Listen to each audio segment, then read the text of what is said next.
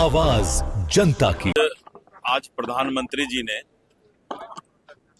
मन की बात देशवासियों के साथ किया और उन्होंने मधुमक्खी की चर्चा की कि किस तरह से मधुमक्खी कश्मीर के वादियों में बन तुलसी से और मध बनाने का काम करते हैं और मनुष्य के जीवन के लिए उन्होंने बहुत सारी बातें की। नौसेना पर, भारतीय नौसेना पर चर्चा किया कि भारतीय नौसेना किस बहादुरी के साथ देश की सुरक्षा में लगे हुए हैं। उन्होंने भूटान की भी चर्चा की और भूटान के चर्चा के बाद उन्होंने जो भगवान बुद्ध के अवशेष हैं पूरे दुनिया में भारत से लोग ले जाकर के भारत के प्रति आभार व्यक्त कर रहे हैं, इस बात की भी चर्चा उन्होंने किया है।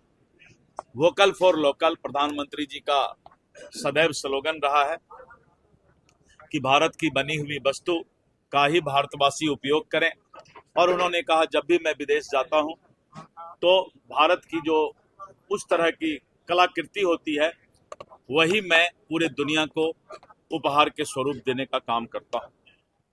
और भारतीय खिलाड़ियों के बारे में उन्होंने विशेष चर्चा किया कि किस तरह से महिला खिलाड़ी, ब्लाइंड खिलाड़ी पूरे दुनिया के अंदर भारत के खिलाड़ी परचम फहरा रहे हैं, इस बात पर भी चर्चा किया।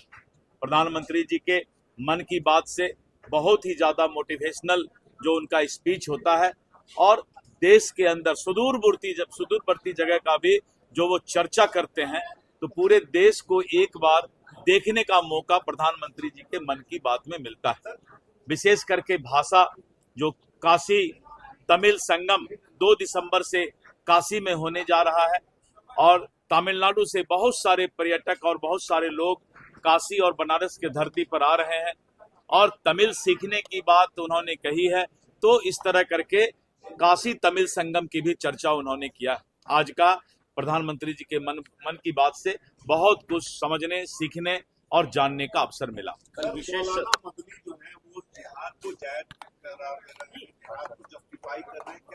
देखिए, मौलाना मदनी ऐसे लोगों का और ऐसे भाषा का इस देश में जरूरत नहीं है।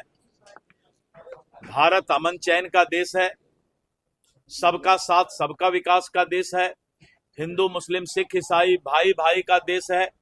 इसीलिए इस तरह की जिहाद की बात करने वाले लोग को भारत की जनता कभी भी पसंद नहीं करती है, कतई पसंद नहीं करती है। इसलिए इस तरह के भाषा पर इन लोगों को सोचना चाहिए, लगाम लगाना चाहिए।